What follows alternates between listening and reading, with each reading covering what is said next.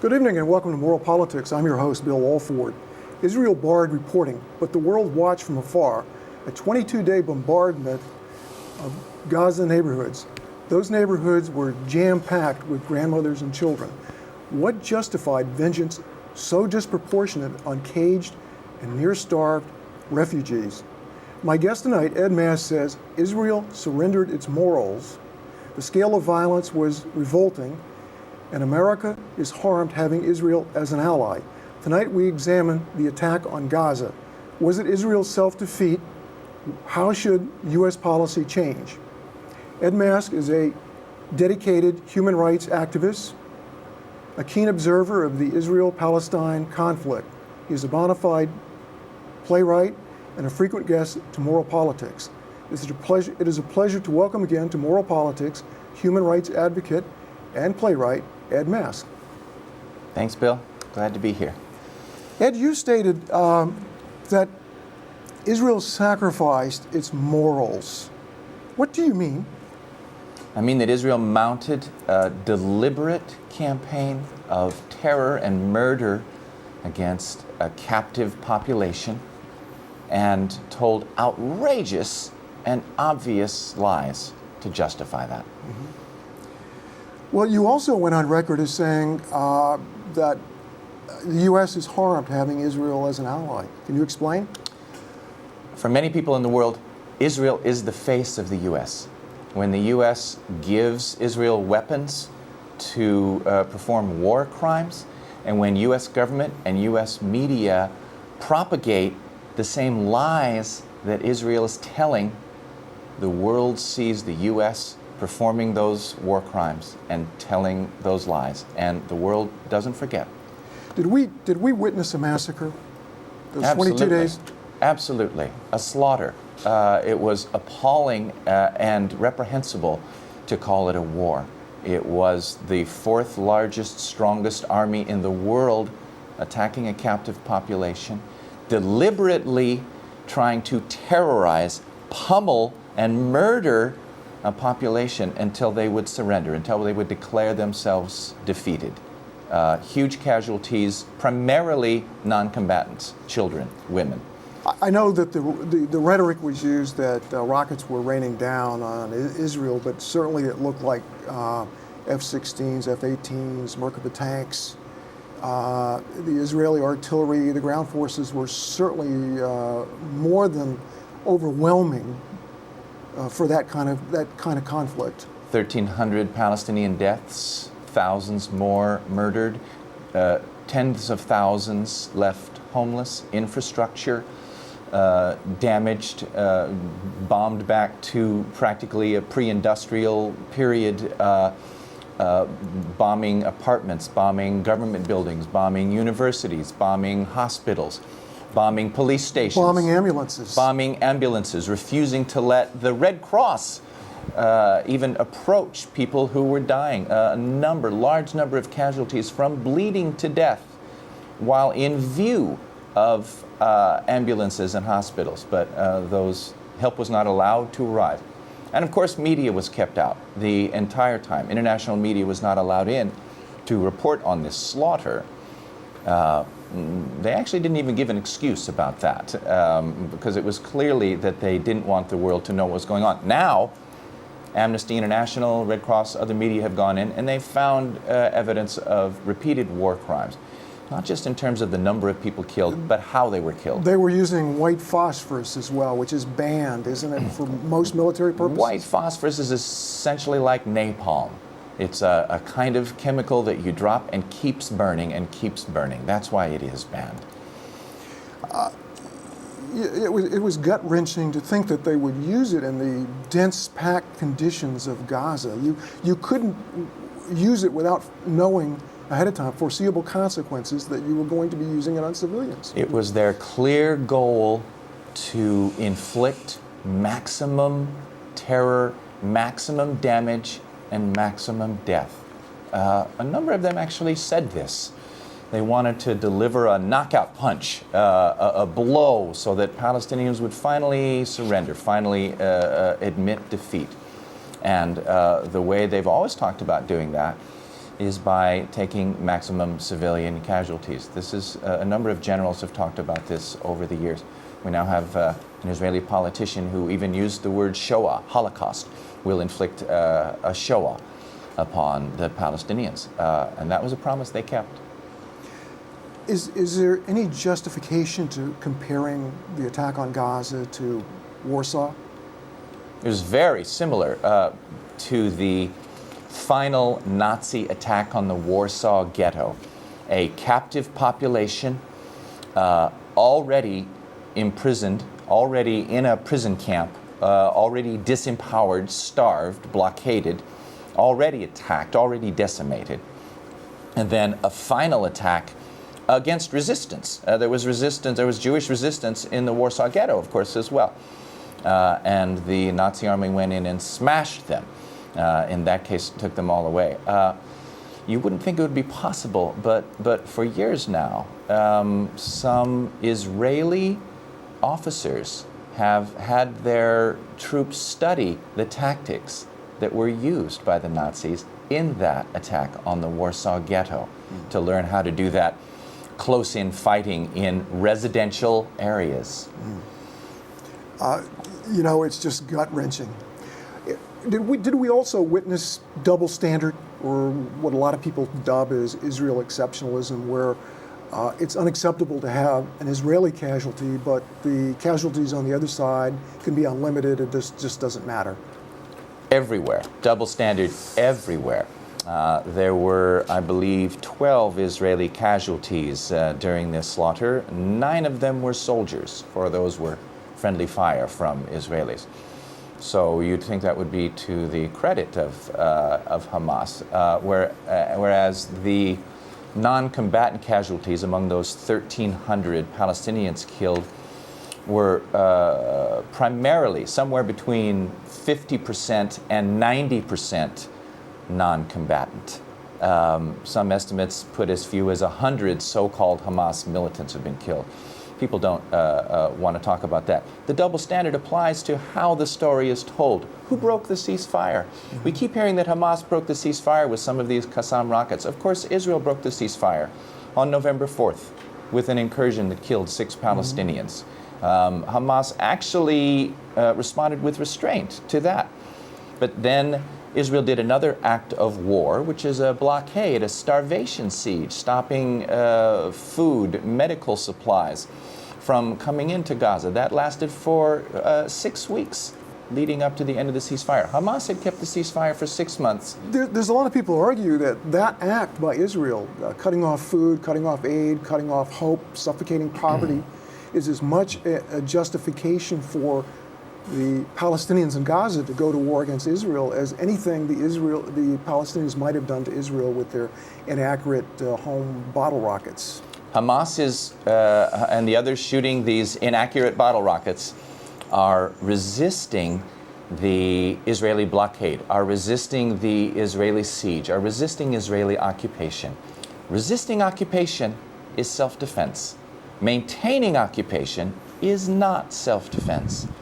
Gaza, even though Israel redeployed its troops in 2005 and removed settlers, is still occupied by Israel, is still controlled. Air, water, borders, electrical grid, seacoast is still occupied under international law. Israel was attacking an occupied captive population.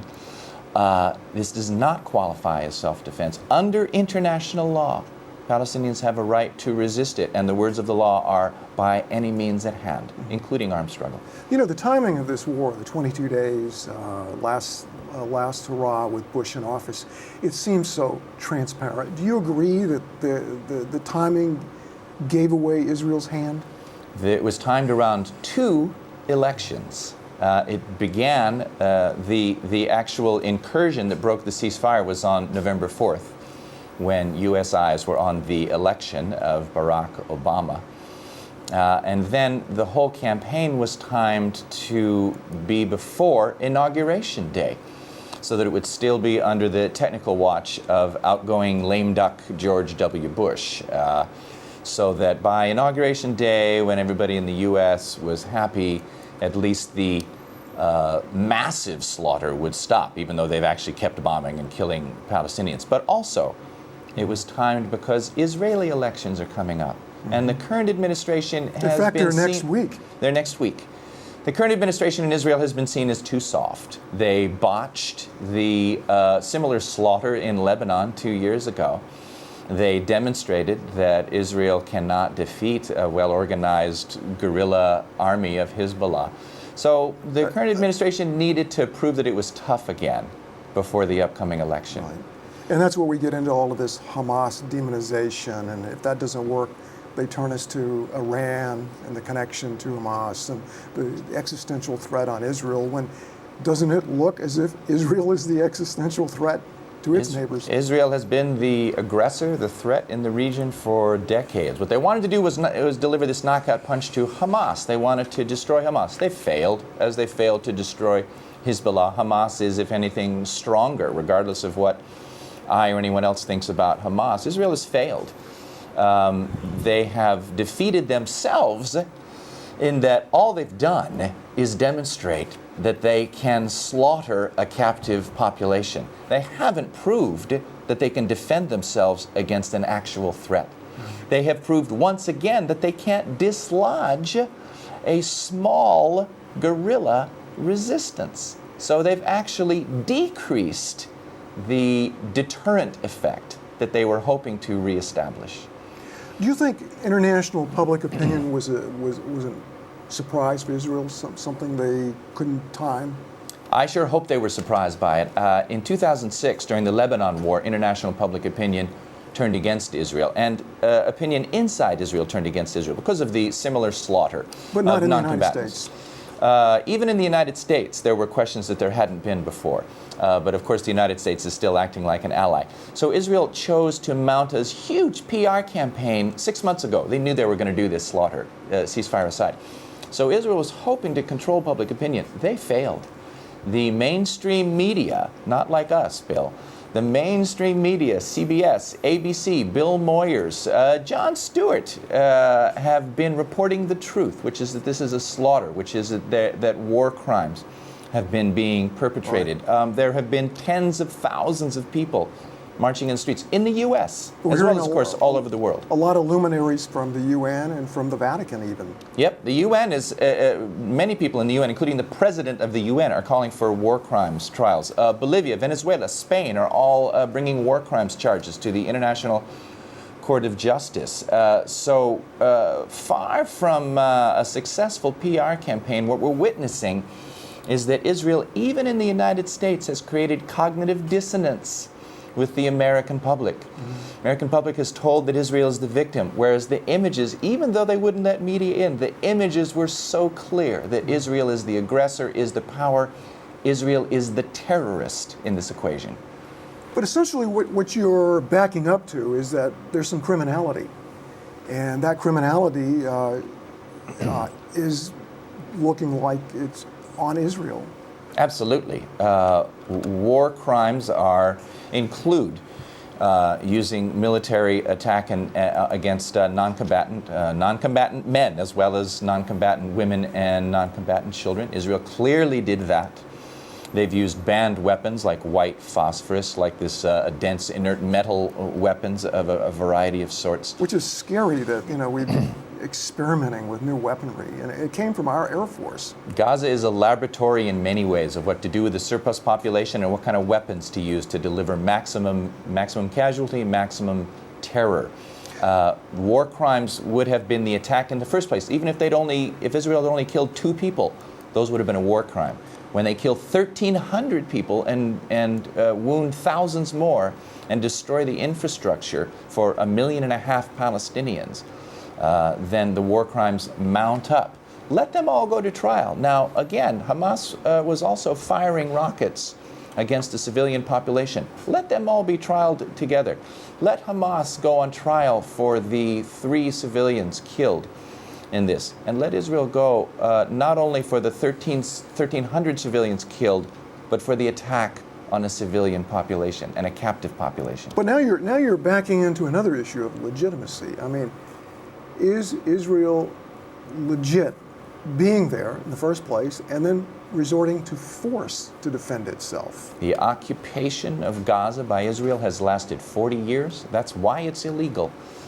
They were not allowed under law to gain that territory by conquest in the first place, nor the West Bank. They should have let go of the occupation long ago. That is why there is still trouble in Gaza. That's why there's still trouble in the West Bank. They have no right to exercise control over those zones. So when they say they're defending themselves, they're actually defending the occupation. They are murdering civilians, murdering Palestinians in the West Bank, as well as in Gaza, on an ongoing basis to defend their illegal military occupation of Palestinian territory. You know, a lot of analogies have been drawn recently because of the outrageousness, and people are looking for analogies, and some of them are just obvious. But if you don't grant the Palestinians the right to defend themselves, wouldn't that extend to the Nazis when they invaded Czechoslovakia, Poland, Belgium, France, elsewhere? A lot of the international laws and Geneva Conventions about occupation and about not attacking occupied people were developed in response to what the Nazis did in France, in Poland, in Czechoslovakia. When Israel breaks those laws, maintains its occupation for too long, does reprisals against resistance, they are breaking the Geneva Conventions that were invented so that the Nazi atrocities would never be repeated.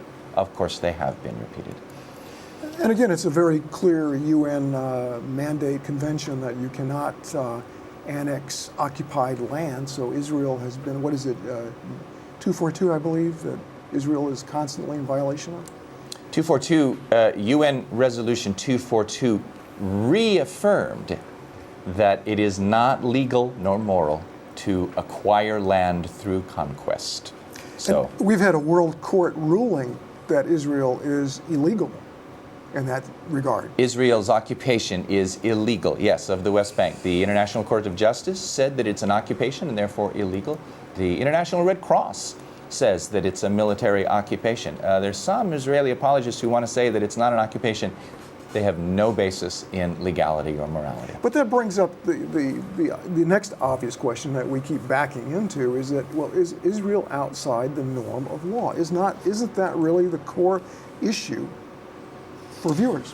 When there are, Israel again has that dubious honor of being in violation of more United Nations resolutions than any other country. If they were not backed up by the United States, I would hope that they would have changed their behavior by now. In any case, I don't know what line you have to cross to become a rogue state.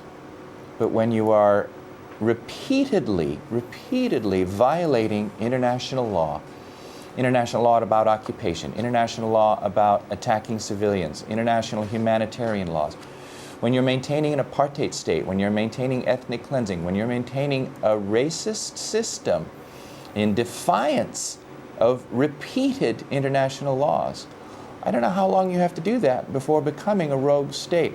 Certainly, this massacre in Gaza, certainly this slaughter of civilians, this killing of children, this blowing apart and essentially napalming of women and children here, has given the image to many people in the U.S.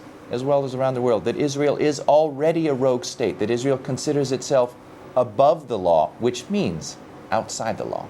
Well, let me just clarify. You're stating that Israel is a Jewish majority racist state and a colonial settler occupier. And, well, you're using a bunch of words in a row there, and so let me be very precise. To maintain a Jewish majority state, Israel had to commit ethnic cleansing in 1948 and has had to continue that ethnic cleansing ever since then. Palestinians are still a majority in the region.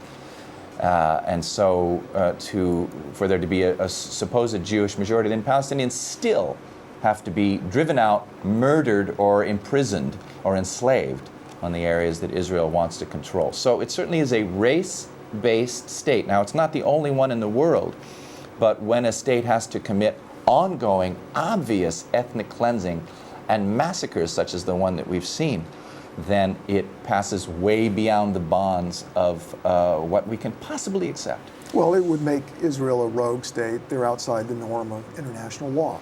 When they are repeatedly disciplined, when they are repeatedly asked to abide by international law, and they repeatedly refuse, they certainly look like a rogue state to many people in the world. The difference between Israel and North Korea, the difference between Israel and Iraq, is that the United States supports Israel and doesn't support South Korea or Iraq.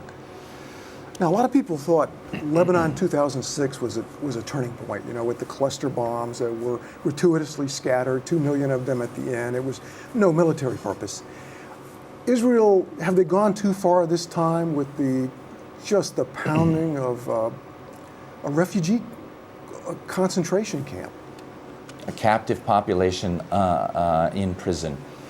It's hard to tell when they've gone too far. Certainly, public and world opinion has turned against them in a way that is catching them by surprise. Certainly, the U.S. media is no longer consistently telling their lies, commonly, but not consistently telling the lies that Israel would like them to tell. Over the past 10 years, certainly I've seen a change in public opinion in the U.S.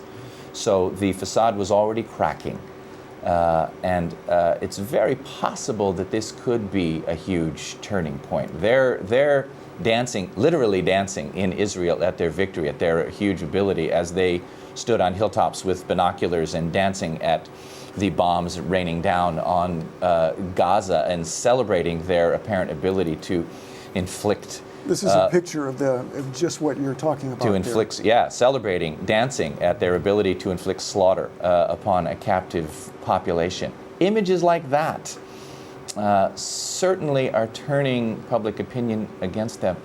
It is also the internet and people more and more understanding that it's not just the massacres, it's the system that Israel set up that is a racist system discriminating in favor of Israeli Jews, discriminating against everybody else, and that necessitates ethnic cleansing, apartheid.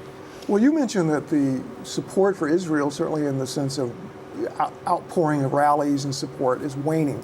Also in this state, there was a resolution, 8602, that seems to have backfired. It lit the grassroots ablaze here. People didn't want our state Senate sending a commendation off to Israel, even though it was a pretext. It was just ill-timed. As usual, Congress on a national level and legislatures on the state level lag behind actual public opinion. So that even though a majority of people in this country are seeing through the lies that Israel wants to tell, Congress nationally is still accepting it, and apparently our state Senate is as well. A number of state senators have actually raised concerns, not just about this bill, but about the way that it was put through, that maybe some of those state senators, they're suggesting, didn't know quite what they were voting for. Yeah. Let's talk about the consequences to the U.S. of having Israel as an ally. What concerns you? My security, the immediate and long-term security of the United States. When we so clearly and hypocritically support what amounts to a rogue state, when we're supporting the massacre of women and children, when we're actually giving the weapons to support those people, when we're providing diplomatic shielding and political cover for them, the world watches.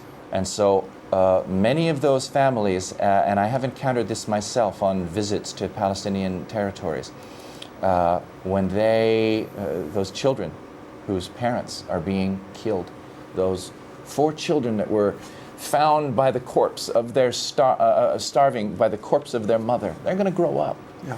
And are they going to distinguish? They're going to go into fundamentalists. It could be. Whether they're Islam. fundamentalists or not, they're going to grow up angry. Chances are I would. Have trumpeted their alliance, have trumpeted being on the same side. When a hand grenade blows up or a missile drops, and they can see the shards, they can read that it was made in Pennsylvania or in Seattle or in Los Angeles. Even more ominous is the distraction that we're starting to hear now about Iran. Iran and Hamas connection is coming up a lot. Do you think that is just PR distraction away from the heat of Gaza, or is that really the future? We're headed towards Iran if we don't stop Israel.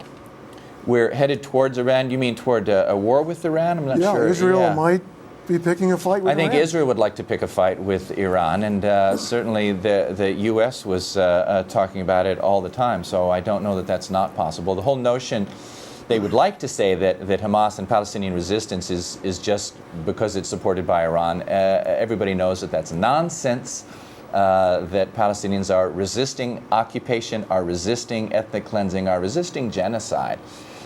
Certainly Hamas gets some money, some weapons, same as Israel gets money and weapons from us. Iran is not the issue. You know, we're just about out of time. Let's wrap this up. What can viewers do? They've heard the problem. They've probably seen from afar the carnage, the atrocities. It's gut-wrenching to them. What can they do? Talk to your congresspeople. Congress is lagging behind. Congress is, both at the state level now and at the national level, they're still giving this blind, unilateral, self-destructive U.S. support to the state of Israel. Tell your congresspeople to stop that. Get your news on the internet and then hold the major media accountable. They're getting better. They're greenlighting honest stories for a change. It's time to treat Israel as a lawbreaker. We should be boycotting Israeli products. Treat them with an even hand? Yes, honest in effect. Anybody else acting the way Israel would have sanctions imposed on them by the United Nations and by the community of nations. It's time for international sanctions against the state of Israel. It's time to make sure that our money is not invested in the state of Israel, in Israeli military, and in U.S. companies that are profiting from the massacre of Palestinian women and children. It's time for divestment campaigns everywhere. You say make sure. Now, what exactly can viewers do? They just start talking about it, start reading, maybe start a little group of 10, join a group, all of the above. Inform yourself, talk to the media, talk to your congresspeople, learn where investments are going. Learn if your city is invested in Israeli bonds. It's actually quite a common thing now. Learn where your money is going and where your money is being spent. Empower yourself. Do not be silent. We are complicit in this country. To the extent that we're silent, be loud.